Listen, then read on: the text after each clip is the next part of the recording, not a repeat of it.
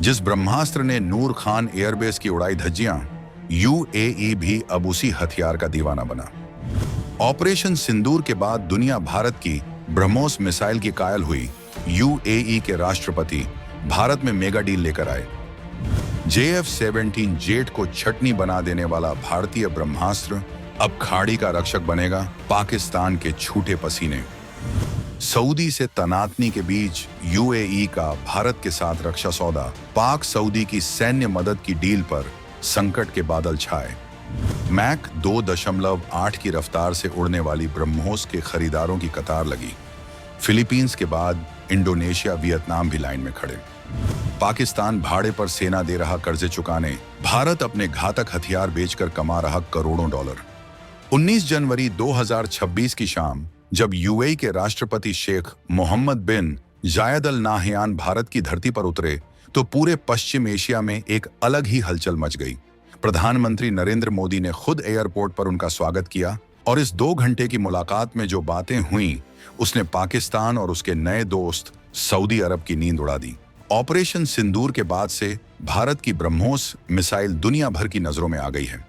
जिस मारक हथियार ने मई 2025 में पाकिस्तान के सबसे संरक्षित नूर खान एयरबेस को तबाह कर दिया था, उसी ब्रह्मास्त्र को अब यूएई अपनी सेना में शामिल करना चाहता है। ब्रह्मोस की मांग अब वियतनाम से लेकर इंडोनेशिया तक, थाईलैंड से लेकर मलेशिया तक फैल चुकी है। फिलीपींस तो पहले ही $322 मिलियन की डील कर चुका है। अब सिर्फ इंडोनेशिया और वियतनाम के साथ $450 मिलियन के 2 नए सौदे फाइनल होने वाले हैं। लेकिन सबसे बड़ा झटका पाकिस्तान को तब लगा जब उसके परंपरागत दोस्त यूएई ने भारत से ब्रह्मोस खरीदने की इच्छा जताई। आखिर क्यों पाकिस्तान के लिए यूएई का यह कदम सबसे बड़ा कूटनीतिक झटका है? कैसे सऊदी पाक की सैन्य मदद की डील अब खतरे में पड़ गई है? और किस तरह से भारत अब सिर्फ हथियार खरीदने वाला नहीं, बल्कि दुनिया को हथियार बेचने वाला देश बन गया है? इन सारे सवालों के जवाब हम आपको इस वीडियो में देने वाले हैं, तो बने रहिए वीडियो पर लास्ट तक। इस वीडियो को लाइक और शेयर जरूर कीजिएगा और अपने विचार कमेंट में लिखकर जरूर बताइएगा। तो चलिए सबसे पहले समझते हैं कि आखिर ऑपरेशन सिंदूर में हुआ क्या था, जिसने ब्रह्मोस को रातों रात वैश्विक स्तर पर सुर्खियों में ला दिया।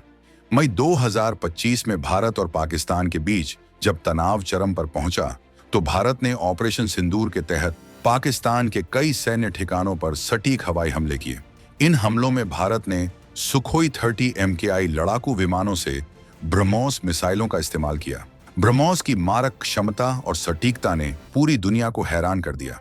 9 मई को भारत ने पहली बार बिना पाकिस्तान की हवाई सीमा में घुसे अपनी सीमा के अंदर से ही खड़े होकर नूर खान चकलाला एयरबेस पर सटीक हमला किया। ये एयरबेस रावलपिंडी में स्थित है, जो इस्लामाबाद से महज 10 किलोमीटर दूर है।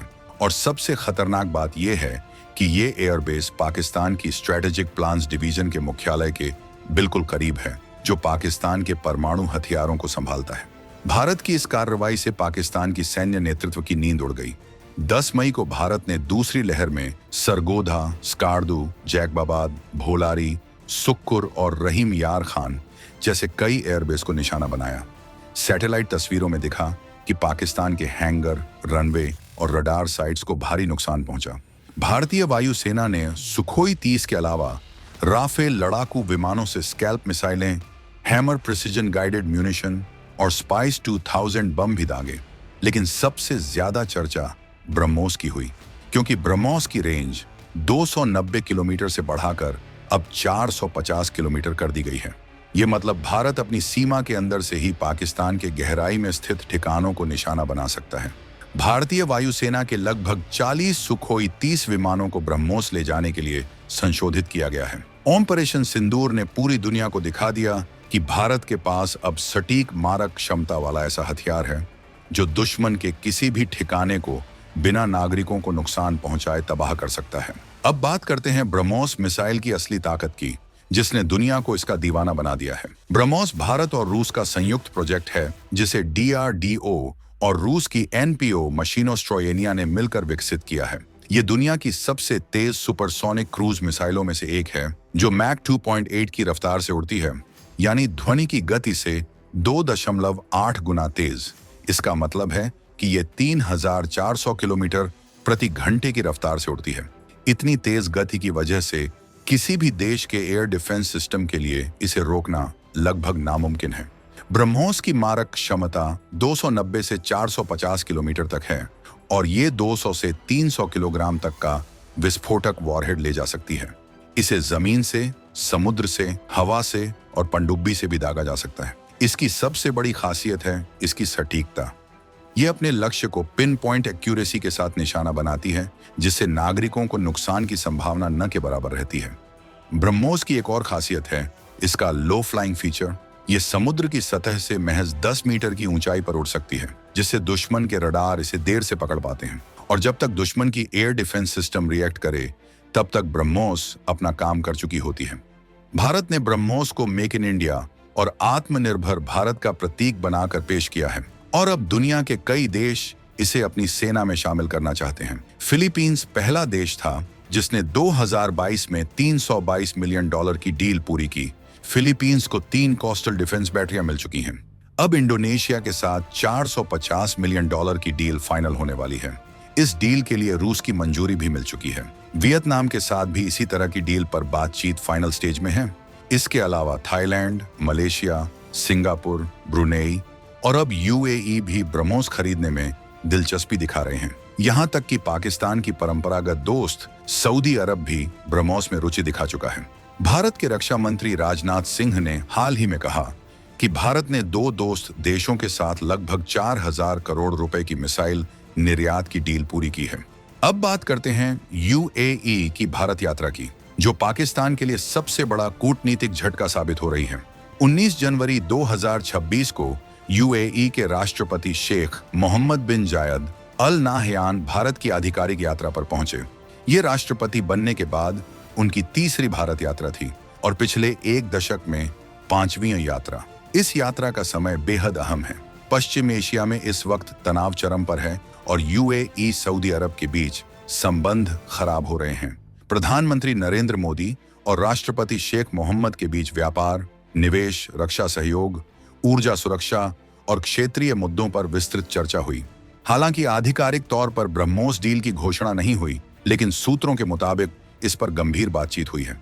दिसंबर में भारतीय सेना प्रमुख खुद यूएई के दौरे पर गए थे। इससे पहले विदेश मंत्री एस जयशंकर की भी यूएई के अधिकारियों से बातचीत हो चुकी है। यूएई के राष्ट्रपति की यह यात्रा उसी दिशा में एक बड़ा कदम है। यूएई भारत के साथ व्यापक रणनीतिक साझेदारी को मजबूत करना चाहता है और ब्रह्मोस की खरीद उस साझेदारी का एक महत्वपूर्ण हिस्सा बनने वाली है। पाकिस्तान के लिए यह सबसे बड़ा झटका इसलिए है क्योंकि यूएई परंपरागत रूप से पाकिस्तान का करीबी दोस्त रहा है, लेकिन 2019 से दोनों के बीच दूरियां बढ़ने लगीं और यूएई भारत के करीब आने लगा। यूएई की भारत से ब्रह्मोस खरीदने की इच्छा पाकिस्तान के लिए एक स्पष्ट संदेश है कि अब खाड़ी क्षेत्र में समीकरण बदल रहे हैं। इस्लामिक देश होने के बावजूद यूएई का भारत के साथ रक्षा सहयोग बढ़ाना ये दिखाता है कि अंतर्राष्ट्रीय राजनीति धर्म पर नहीं बल्कि रणनीतिक हितों और भरोसे पर चलती है। अब समझते हैं कि यूएई की ये डील सऊदी पाक संबंधों को कैसे प्रभावित कर रही है। इस वक्त यूएई और सऊदी अरब के बीच दुश्मनी चरम पर है। दोनों देश खाड़ी क्षेत्र में प्रभुत्व के लिए प्रतिस्पर्धा कर रहे हैं। पाकिस्तान ने हाल के महीनों में सऊदी अरब के साथ अपने रक्षा संबंधों को मजबूत किया है।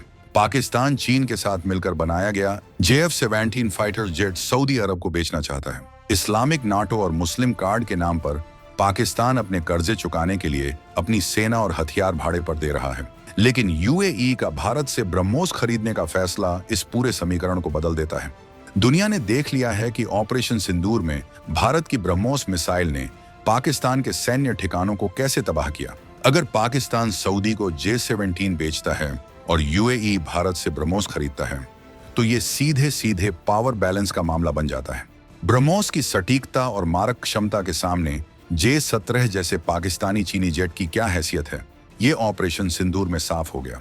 यूएई के राष्ट्रपति ने हाल ही में पाकिस्तान की भी यात्रा की थी, लेकिन वो सिर्फ 2 घंटे के लिए नूर खान एयरबेस पर रुके और इस यात्रा में राजनयिक बातचीत की जगह दुर्लभ पक्षियों के शिकार और फौजी फाउंडेशन में $1 अरब के शेयर खरीदने तक ही बात सीमित रही। इसे पाकिस्तान के साथ राजनयिक मजबूरी के तौर पर देखा गया, न कि गहरी दोस्ती के रूप में। अब जबकि यूएई भारत से ब्रह्मोस खरीदने की दिशा में बढ़ रहा है, तो सऊदी पाक की सैन्य मदद की डील भी संकट में आ गई है, क्योंकि सऊदी अब सोचने पर मजबूर होगा कि अगर उसका प्रतिद्वंदी यूएई ब्रह्मोस जैसा घातक हथियार रखता है तो उसे भी ऐसा कुछ चाहिए जो ब्रह्मोस का मुकाबला कर सके, और पाकिस्तान का JF-17 वो काम नहीं कर सकता। भारत के लिए ये समय एक नई शुरुआत का है। जो भारत कभी दुनिया से हथियार खरीदता था, वो अब खुद हथियार बेच रहा है, और सिर्फ बेच ही नहीं रहा बल्कि दुनिया के सबसे उन्नत हथियारों में से एक ब्रह्मोस को बेच रहा है। फिलीपींस के साथ $322 मिलियन की डील के बाद अब इंडोनेशिया और वियतनाम के साथ $450 मिलियन के 2 नए सौदे होने वाले हैं। यूएई, थाईलैंड, मलेशिया, सिंगापुर और यहां तक कि सऊदी अरब भी कतार में खड़े हैं। भारत सरकार का आत्मनिर्भर भारत और मेक इन इंडिया कार्यक्रम अब सिर्फ नारा नहीं रह गया है, बल्कि वास्तविकता बन चुका है। ब्रह्मोस की सफलता से भारत के रक्षा निर्यात में भारी उछाल आया है, और ये सिर्फ शुरुआत है। भारत अब तेजस लड़ाकू विमान, आकाश एयर डिफेंस सिस्टम और अन्य स्वदेशी हथियारों को भी विश्व बाजार में उतारने की तैयारी में है। पाकिस्तान भाड़े पर सेना देकर कर्जे चुका रहा है, जबकि भारत अपने घातक हथियार बेचकर करोड़ों डॉलर कमा रहा है। ये अंतर ही भारत और पाकिस्तान की असली हैसियत बताता है। तो ब्रह्मोस अब सिर्फ एक मिसाइल नहीं है, बल्कि भारत की आत्मनिर्भरता और तकनीकी उत्कृष्टता का प्रतीक बन चुकी है। यूएई का भारत से ब्रह्मोस खरीदने का फैसला पाकिस्तान के लिए सबसे बड़ा कूटनीतिक झटका है। जो देश कभी पाकिस्तान का करीबी दोस्त था, वो अब भारत के साथ खड़ा है। सऊदी यूएई की दुश्मनी और सऊदी पाक की सैन्य डील पर संकट के बादल खाड़ी क्षेत्र में एक नया समीकरण बना रहे हैं, और इस समीकरण में भारत की स्थिति दिन ब दिन मजबूत होती जा रही है। भारत अब वैश्विक रक्षा बाजार में एक गंभीर खिलाड़ी के रूप में उभर रहा है, और ब्रह्मोस उसका सबसे बड़ा हथियार है। आपको क्या लगता है, क्या यूएई वाकई भारत से ब्रह्मोस खरीद लेगा? और क्या इस डील से पाकिस्तान की मुश्किलें और बढ़ जाएंगी? अपनी राय कमेंट्स में जरूर बताइएगा।